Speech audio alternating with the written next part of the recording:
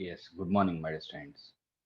And yesterday we stopped at nitrogen fixation, and next one is in the flow chart. What about nitrogen assimilation?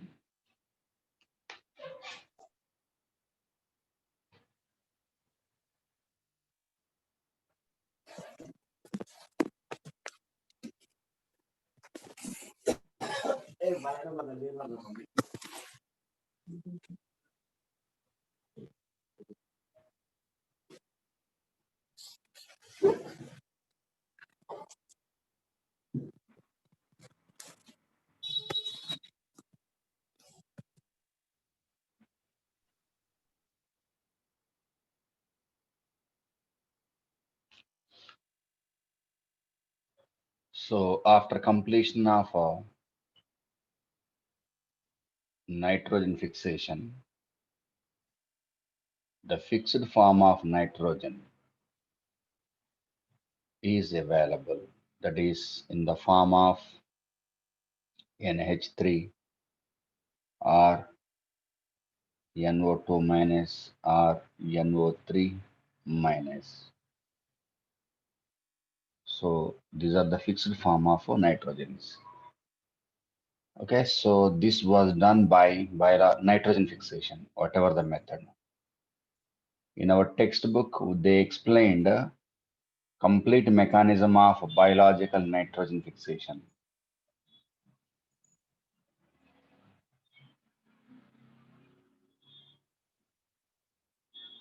Okay, so now this fixed form of nitrogen is absorbed by the plant. Now within the plant, second step, nitrogen assimilation.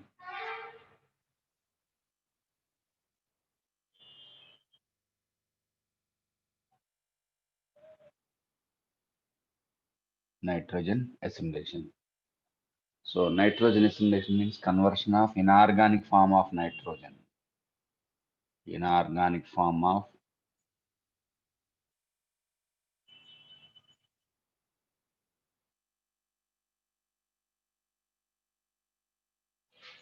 nitrogen, which is absorbed by the plant. Inorganic form of nitrogen absorbed by the plant is converted into organic form of nitrogen.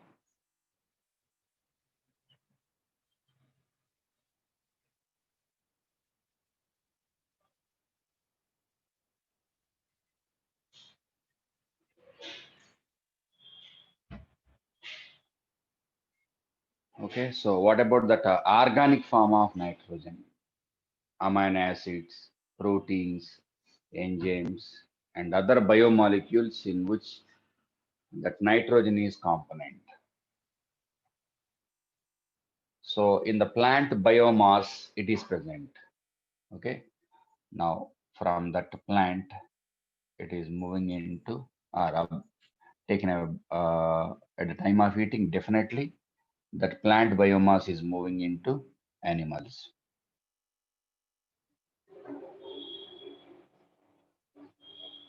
We are taking food from the plant. In that food, definitely organic form of nitrogen is present. Okay. Next,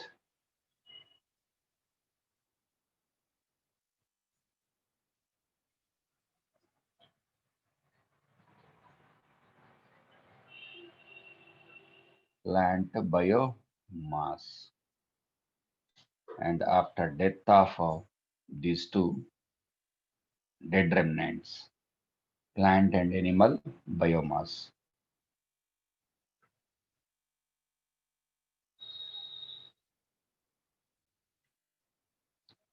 So both plant and animal biomass, dead remnants I'm taking here, plant biomass, dead parts,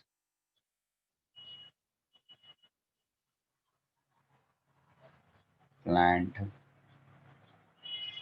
animals, and other organisms.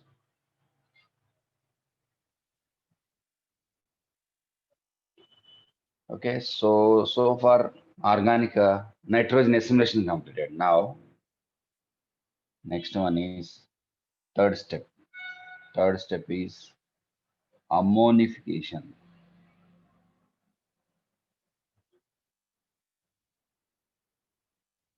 Okay, that includes decomposition of dead parts of plant and animals. So here the process is ammonification. Ammonification is nothing but decomposition.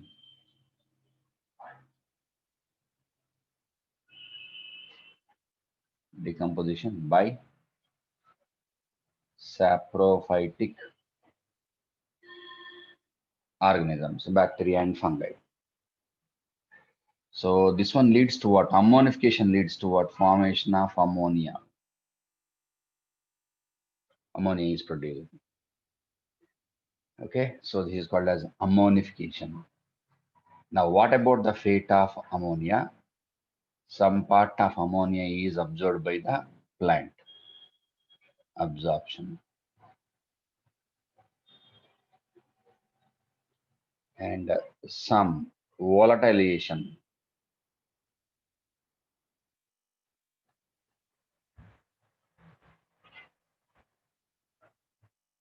Volatilize. Convert into vapor. Convert into vapor. Vaporization. Volatile vapor.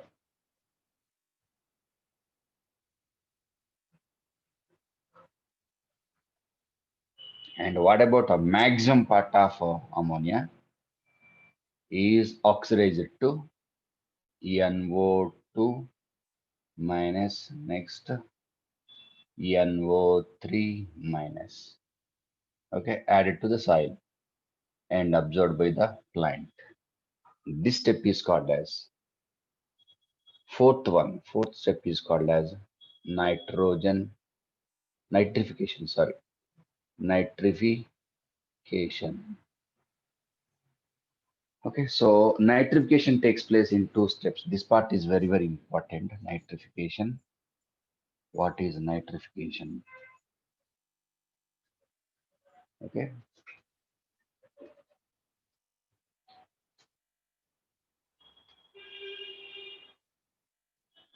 hang on, please. Nitrification step.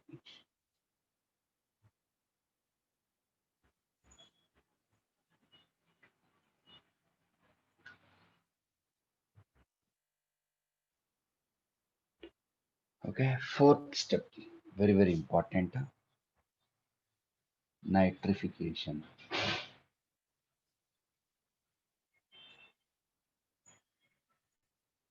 is nothing but oxidation of ammonia.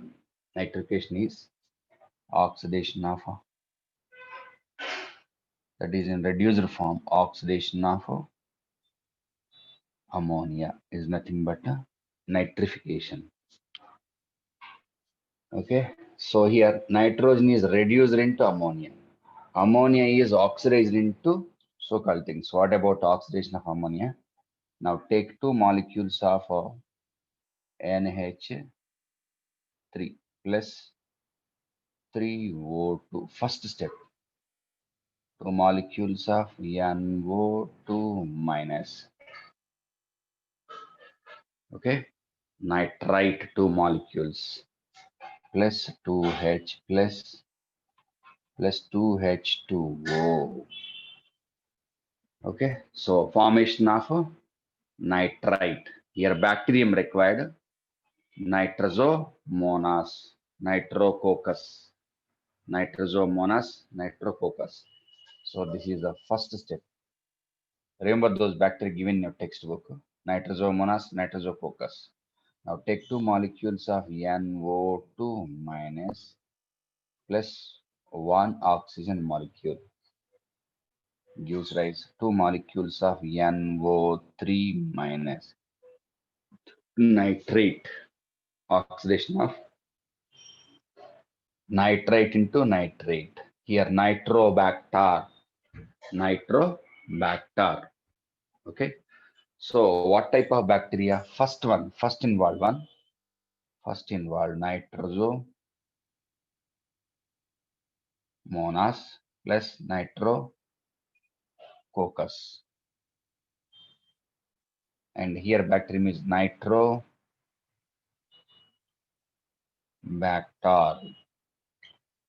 These bacteria are chemoautotrophs,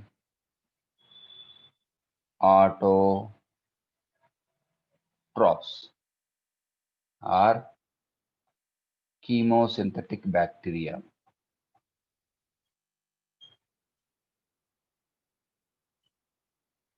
Chemosynthetic bacteria. These bacteria are able to reduce C of CO2 into carbohydrate with the help of energy derived from these two reactions or some other. So here these two are exergonic reactions. Exergonic reactions. Energy is produced. So with the help of energy, CO2 is reduced into carbohydrate. Hence the name chemoautotrophs, chemosynthetic bacteria. Okay, is it clear? Next, what about our last step? That is a denitrification. Denitrification, reduction of nitrogen, NO3. Reduction of NO3. So fifth step is denitrification.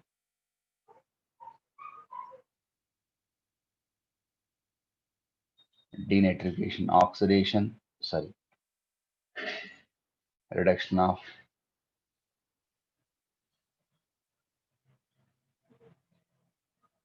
NO3 or NO2.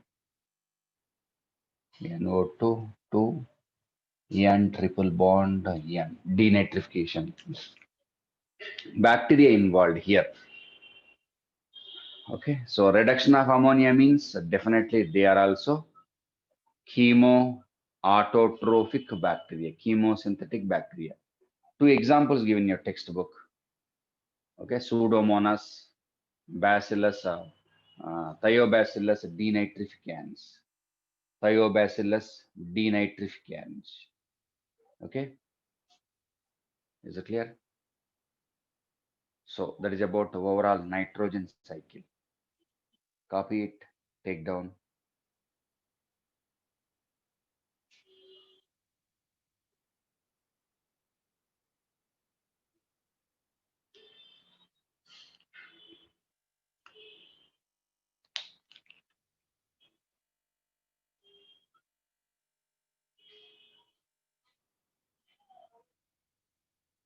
Okay, now I am arranging the board.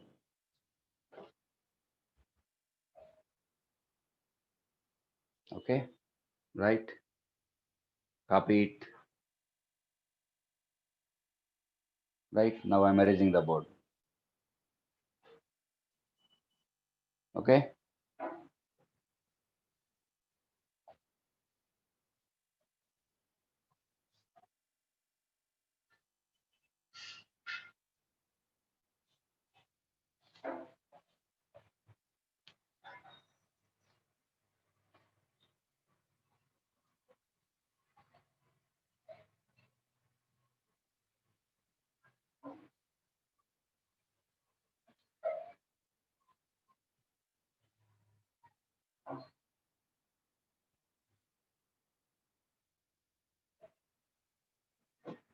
Okay, so now in our textbook, they explained mechanism of biological nitrogen fixation.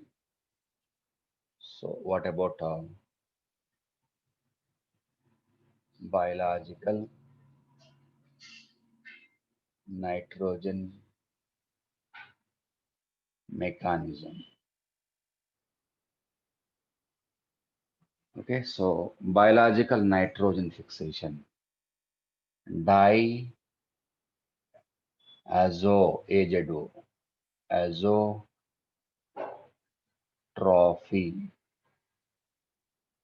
Di means two nitrogen atoms. N triple bond, N nutrition. Biological nitrogen fixation. Okay, so biological nitrogen fixation is performed by, it is by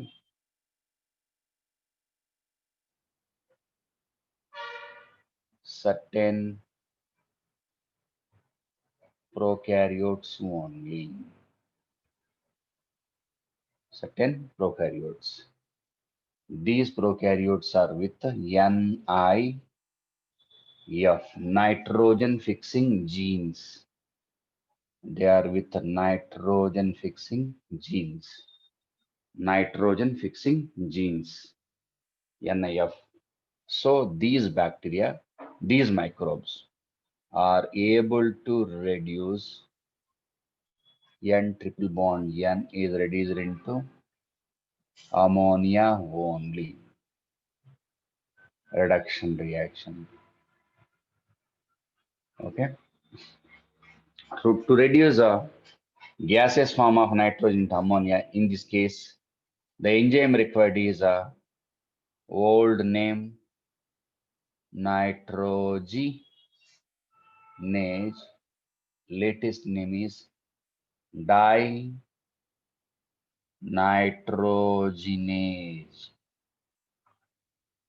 Okay, that enzyme is produced by nitrogen fixing genes.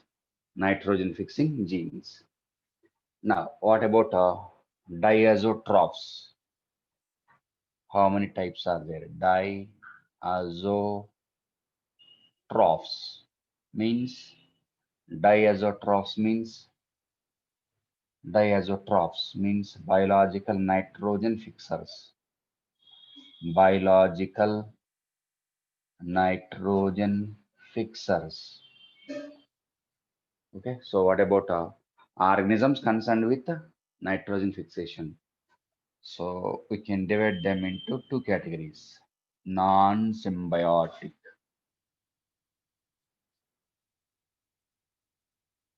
Non-symbiotic N2 fixers. Without a symbiotic association, they are able to perform nitrogen fixation, free living. So what are the examples? Azotobacter and Bergerincia.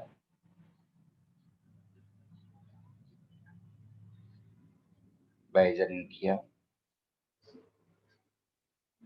So these two are free living N2 fixers.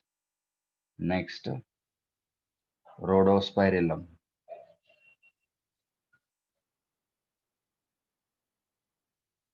Rhodospirillum.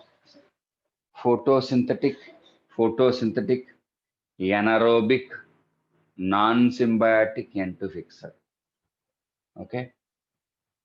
So all these three are obligate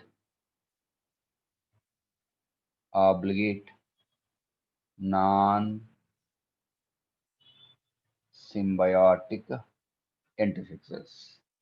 Next, Anabina nostoc. Nostoc, Anabina. So many examples are there. Anabina. They are facultative, facultative,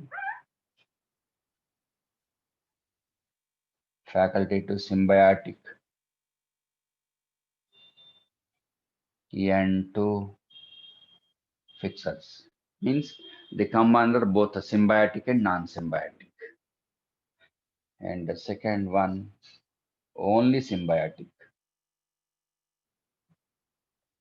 Symbiotic N2 fixers.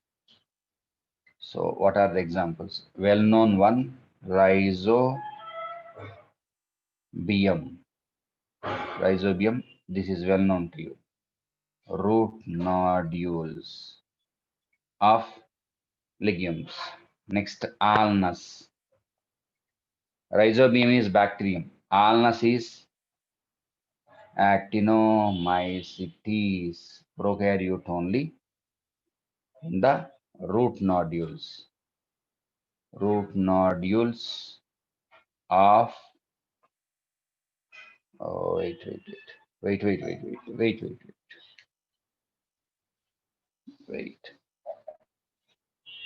Frankia, sorry, Frankia, that is actinomycetes member and present in root nodules of non-leguminous plant Alnus. Okay, so these two are obligate, only in obligate is symbiotic association. Okay, only they are able to perform symbiotic biological nitrogen fixation. Obligate N2 fixers. With the help of a host only, they are able to perform nitrogen fixation. And Anabina nostoc.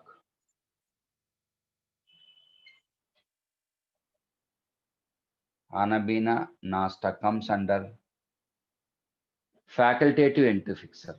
So they are able to fix both non-symbiotically and symbiotically. Anabina nostoc, best example, cycas, coralloid roots. Coralloid roots. And Azulla also. Fern. Next, Anthoceras also. So these are the examples for nitrogen fixers. Okay. So in our textbook, biological nitrogen fixation performed by rhizobium explained. So we will see what about the mechanism of biological nitrogen fixed by rhizobium in the root nodules. We will see that one tomorrow. Okay. Is it clear? Bye. See you. We will meet tomorrow. Okay. Bye. See you.